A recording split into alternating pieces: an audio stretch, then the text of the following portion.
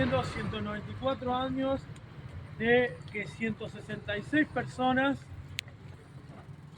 indígenas, más de 2/3 de ellos eran mujeres y niños, llegaron a Montevideo después de la masacre de Salsipuedes el 11 de abril. O sea, imagínense, desde el 11 de abril al 30 de abril caminando desde el norte, más de 300 kilómetros, y fueron detenidas en este lugar, el antiguo cuartel de Dragones. Desde el año pasado, nosotros, en conjunto con la Intendencia de Montevideo y la Secretaría Étnico-Racial y Poblaciones Migrantes de la Intendencia, estamos atrás de colocar una placa de reconocimiento. Es más, con todos los festejos de los 300 años de Montevideo, nosotros lo que dijimos es: no nos interesa el tema de la fundación de Montevideo, porque fue una fundación colonial. A nosotros lo que nos interesa es que se reconozca a las mujeres y niños prisioneros que fueron esclavizados. La idea era, en el día de hoy, de estos 194 años, cuando todavía está esta administración departamental que justamente inicia lo de los 300 años de Montevideo, descubrir una placa de reconocimiento acá en la esquina de Sarandí y Lindolfo Cuesta, justo enfrente del cuartel de Dragones. Como ven, ya está el monolito. El monolito ya fue construido, la placa ya está hecha, pero por unos errores de la institucionalidad departamental, que no tenemos muy claro de qué parte de la institucionalidad departamental fue el error, hoy no podemos descubrir la placa. En ese sentido también una responsabilidad de las autoridades departamentales que no hicieron su trabajo, porque nosotros somos sociedad civil, no tenemos por qué saber todos los intrículos institucionales para colocar la placa. Ese es el rol de las instituciones. Y esperamos que realmente se pueda concretar una placa acá. En ese sentido, es por eso que decidimos realizar esta actividad de forma no oficial, pero no porque tengamos una conciencia autonómica, sino porque las instituciones nos llevaron a hacer una cuestión autonómica. Porque ahí hubo un error institucional. Y nosotros queremos, a través de la actividad social, de la iniciativa social, de la sensibilidad de la ciudadanía, porque esto también es historia del departamento, esto también es historia de la ciudad, esto es memoria de la ciudad, muchas veces no reconocida, que justamente se tome conciencia de este lugar histórico, que además no solo fue un lugar de detención y esclavización de mujeres indígenas, también fue cárcel de mujeres presas políticas en la última dictadura, y que justamente hacer un gran movimiento ciudadano para que realmente concretemos este reconocimiento de la memoria indígena de la ciudad. Y en ese sentido, bueno, hacer fuerza para que realmente se concrete la placa. Y agradecerles a todos y todas que están, y bueno, capaz que invitamos a que haga uso de la palabra una antropóloga que hizo un trabajo sobre las mujeres prisioneras. Acá, cómo fue la historia del reparto de las mujeres indígenas prisioneras y esclavizadas. Francesca Repeto.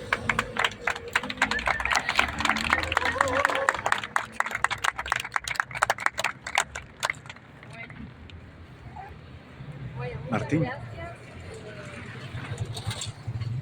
La verdad me re emociona también que el movimiento indígena esté tan efervescente y esté consiguiendo cosas tan concretas, tan palpables después de tanto tiempo.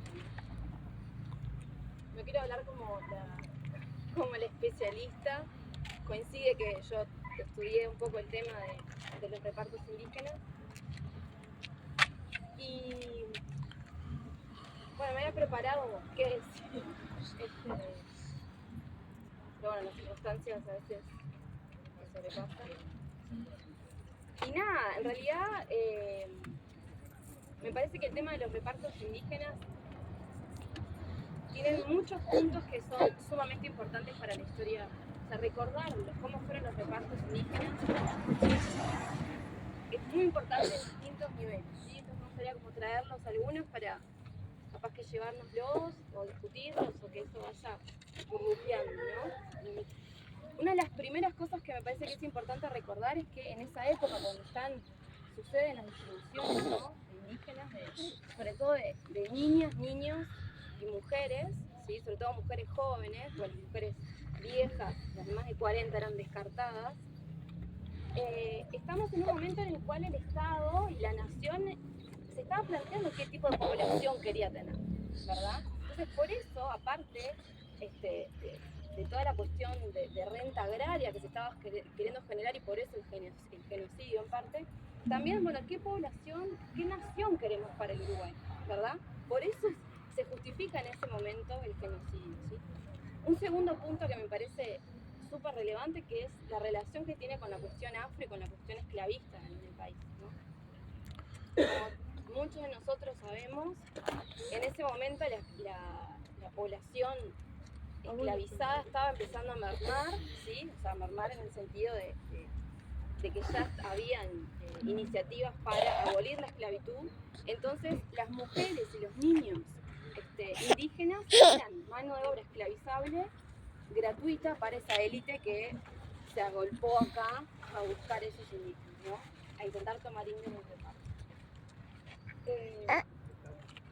Una cuestión que también me parece muy sumamente importante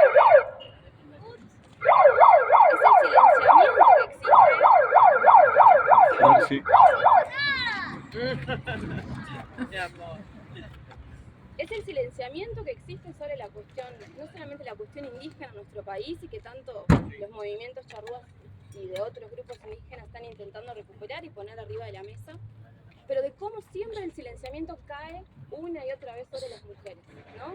Las mujeres indígenas, también las mujeres que fueron después presas políticas en este lugar. Y me parece que rescatar, poner una placa y estar reunidos acá es justamente generar memoria, extraerlo al presente, ¿no? Y poder repensar de qué sustratos, cuando estaba escribiendo, a ver qué iba a comentar con ustedes, era cómo se reproducen ciertas cuestiones, ¿no? ¿Por qué las mujeres indígenas entraron en un régimen de silenciamiento, ¿no?, de invisibilización histórico, ¿sí? Y cómo las presas políticas también se pasaron.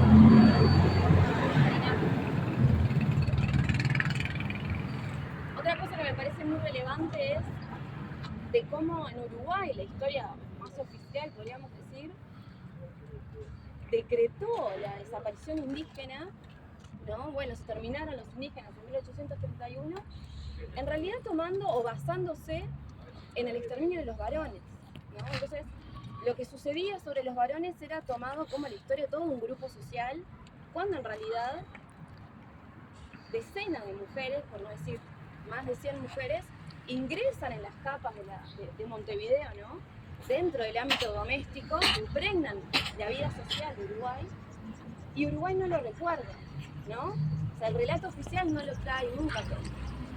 Entonces me parece que esto es sumamente relevante.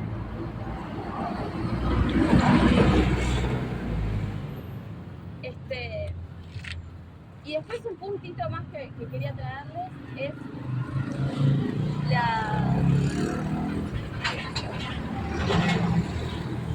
la lógica, porque si nosotros miramos los documentos de la época, lo que decían era que aparte de preferir a los niños chicos, ¿no?, y a las mujeres por las tareas domésticas que podían ir a ocupar dentro de los hogares de la élite, es que se buscaba reeducarlas, se buscaba educarlas. ¿Y cómo se les educaba? Una cierta religión, ¿sí?, porque todas fueron bautizadas, todas tuvieron sus nombres cambiados. También las tareas domésticas, ¿sí? Entonces, de nuevo, o sea, obviamente que estamos hablando de otra época histórica, pero sí me parece que es importante pensar cómo cánones o cómo la división sexual se va rearmando, ¿no? Se va reactualizando en nuestro país y en distintos sectores. Entonces,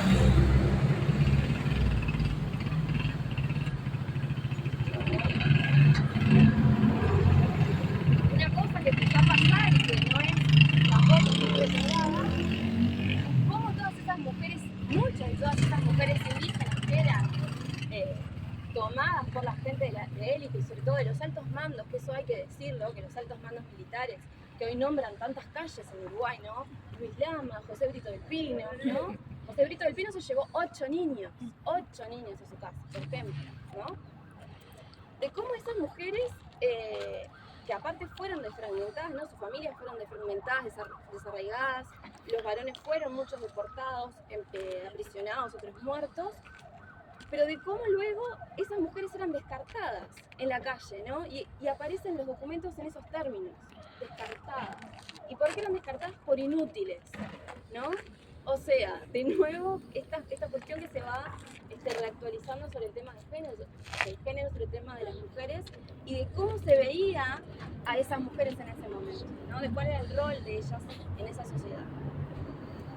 Entonces, bueno, algunos pequeños puntos para compartir. Me parece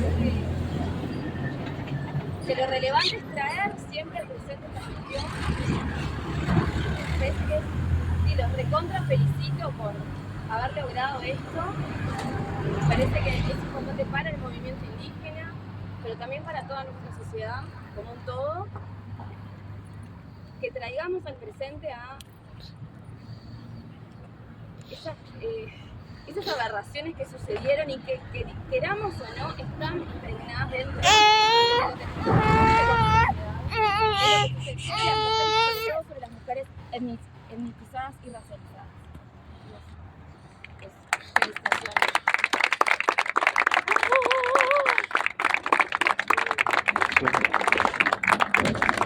Capaz que invitamos a alguna hermana o que estuvo detenida en este lugar también para que cuente la historia, porque tiene una historia vinculada a la última dictadura militar. No sé si alguna compañera que haya estado detenida quiere hacer uso de la palabra,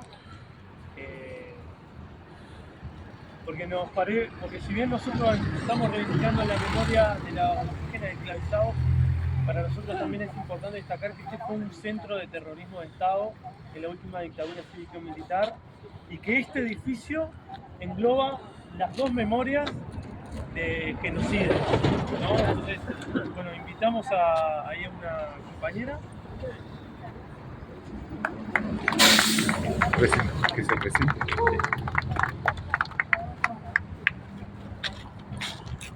Estoy aprendiendo todavía con Martín. Para mí es un enorme orgullo estar acá, pero con la humildad de que yo estoy aprendiendo. Todavía soy una persona que me falta mucho para comprender. Martín siempre me enriquece, nos sensibiliza, trata de unir esta lucha con otras luchas. Bueno, y hablándome de este lugar, bueno, ahí arriba era el Carlos Negri, no era la época de la dictadura, era la época del ascenso autoritario que explica la dictadura, digamos, ¿no? Yo estuve detenida en el 71 y en el comienzo del 72 por militantes estudiantiles, estaba en un conflicto de ya, que era... Seguramente Walter sabe de esas cosas también. Era un conflicto sindical, le fuimos a tirar tinta al dueño de ya, que era un diario de aquella época, porque estaban los obreros gráficos en conflicto y fuimos estudiantes a apoyar el conflicto. Ahí terminamos presos acá. Era el comienzo de Carlos Negri como cárcel de mujeres de medidas prontas de seguridad, no era la dictadura, no era un centro de tortura, sino era el partido, digamos. Pero era el ascenso autoritario. Ya al comienzo del 72 era, uno veía el ascenso autoritario, la diferencia entre la cárcel en el 71, Carlos Neri, y Carlos Neri ahí arriba, Sí. Eso en No, la arriba no, punta. allá era, mirá, era en el fondo. Era en el fondo. Acá eran todos de clase. Pero ahí eran las clases, porque yo la O sea, era en la parte del fondo, ¿verdad? puede ser. Por acá entraban las La visitas. memoria traiciona, yo tengo la impresión que era parecida, pero no importa. No entraste por Entraban las ahí. visitas por acá. Entró por allá. Estaban las visitas por acá. No, porque en la segunda etapa, en el 72, ya estaban llevando a las mujeres, pero yo tenía 18 años en el 71, 19 en el 72. Y ahí ya traían a las presas de Cabildo, que eran, y ahí ya era una cárcel con rejas, ya había cambiado, era el ascenso autoritario en todo, expresado en una cárcel que al principio era mucho más abierta. No nos escapábamos porque quedaba clandestino por una manifestación o por una pegatina, no.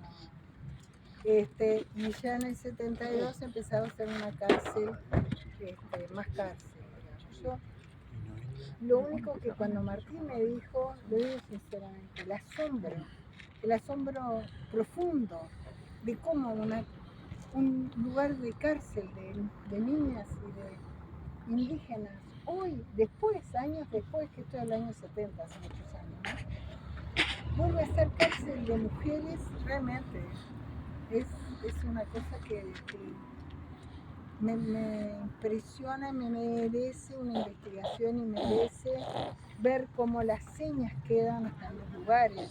Es algo para preguntarse. Agradezco mucho, seguiré aprendiendo, porque esta marca me marcó, y además que Martín nos ayuda a que no nos olvidemos del tema. Y muchas gracias. ¿Puedo contar algo yo? Sí, adelante. Yo en el año 72 ingresé a la Escuela Universitaria de Enfermería en el Hospital de Clínicas. Venía de Mercedes y era interna con un montón de gente más, que éramos todas del interior. En el 74 nos sacan así de un día para otro del Hospital de Clínicas. Estuvimos 2 años sin clase hasta que decidieron unir la Escuela Carlos Neri, que pertenecía a Salud Pública, y la Escuela Universitaria de Enfermería, que era de la facultad en ese momento era la Facultad de Medicina. Vinimos acá, nos hicieron la vida a cuadritos, porque éramos revolucionarias, tupamaras, todo lo peor que nos podían decir éramos nosotras. Encima, como veníamos de una formación universitaria, teníamos más ganas de estudiar y otros conocimientos que no tenían las de salud pública. Fueron 4 años así de tortura psicológica, digamos, ¿no?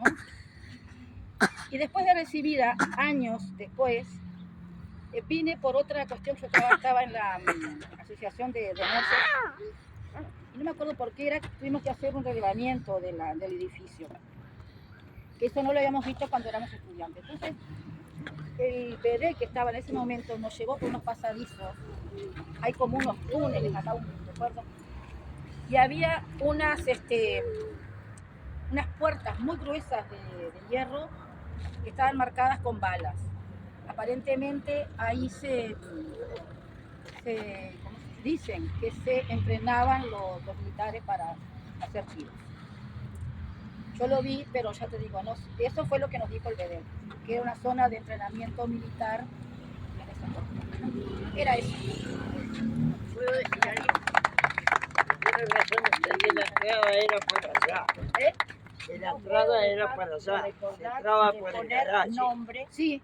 Con el garaje entraban con las camionetas. Las camionetas amarillas. Que la persona ahí estuvieron que fue estudiantes de todos los liceos y gente que laburaba en la salud pública. Nosotros oíamos gritos a veces de ahí. Nosotras a veces no teníamos contacto nosotros con la empresa. Oíamos gritos. Bueno, se los cortaron el contacto porque de acá salían con notitas hacían las presas y le entregaban a las NER. Bueno, También mujeres, ¿no? eran todas mujeres, sí, Eran todas mujeres. gurisas estudiantes, por el liceo. Sí, éramos todas jóvenes. Bueno, Sí, vamos por a escuchar el supuesto que testimonio sí. de la compañera entonces. Mi testimonio es decir y poner nombre a una persona que, habiendo sido nieta de una niña del reparto, doña Juana González Sánchez, que fue criada en la estancia de los Arteaga, porque fue el reparto, y ahí quedaron su familia, ella fue abuela, ella fue nieta de esa niña del reparto y a la vez fue abuela de un niño cuyo embarazo fue aquí y cuya madre estuvo presa en el 71 y le fue dada la libertad después de parir.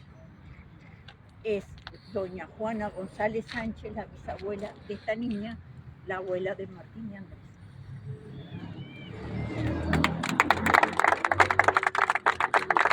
Ahora invitamos a Dench y también a representante de Adench y a la representante de Conacha para que digan palabras en nombre de las organizaciones. No es.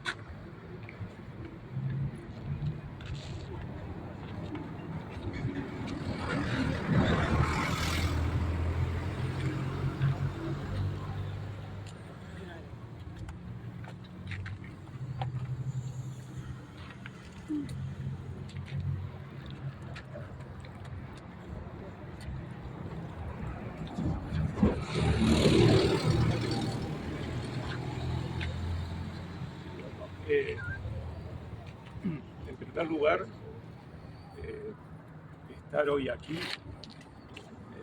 hermanos de distintos colectivos, para nosotros es muy significativo por el hecho de estar juntos bajo una misma bandera y para decirles a nuestros ancestros, aquí estamos de pie, esto es un acto de justicia y ojalá esto sirva para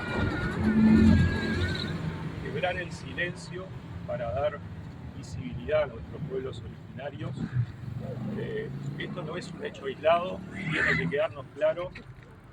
Esto tiene un antecedente en el año, hace unos años atrás, en el 2022, cuando se colocó la placa y se reconoció sitio de la memoria Salsipuedes, y se retrotrae a 20 años atrás de esta fecha, cuando las organizaciones indígenas lograron traer los restos de Baimaka, Perú, de nuevo, como era su voluntad, a nuestra tierra. Así que queríamos compartir estas pocas palabras y estamos agradecidos de compartir este momento. No sé si querés agregar algo. Sí, yo quiero agregar que para mí fue muy fuerte estar acá, en este lugar, por todo lo que este lugar implicó en la dictadura. Y si bien yo había visto la foto y demás del lugar, no asocié hasta que llegué al lugar. Y encontrarme con todos, todas,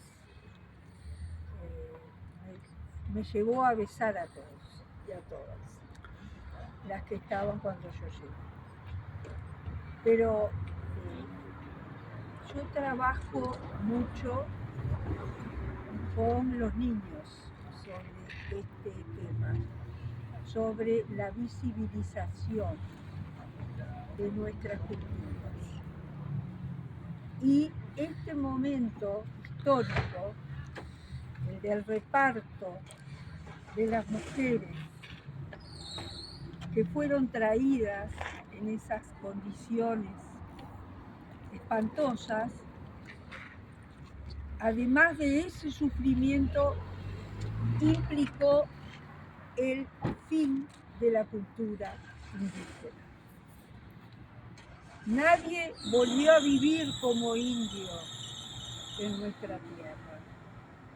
Entonces, yo les di, porque ellas tenían miedo, tenían vergüenza de decir que eran indias o de contar, no en vano, los testimonios de las compañeras aquí. Dijeron que las tiraban a la calle.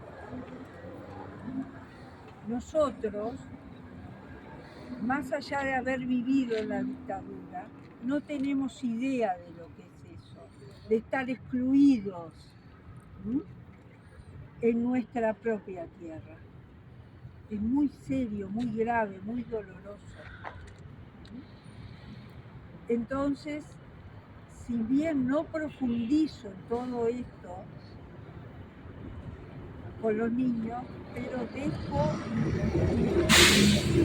claro que acá terminó la cultura y que la estamos, pero quedaron descendientes. Entonces, esos descendientes, doy los números de los censos y demás, la estamos levantando. 80. Exacto.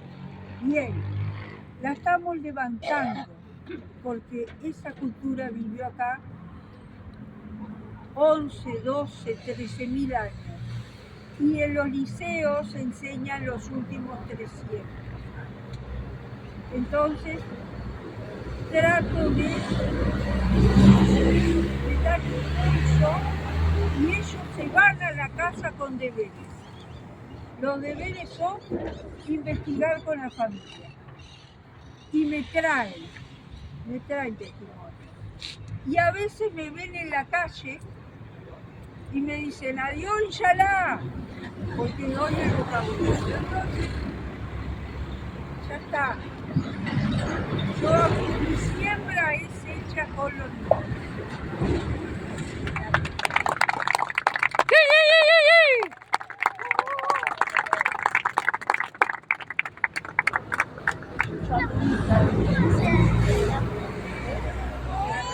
Ramírez. Para acá. ¿Estás vos?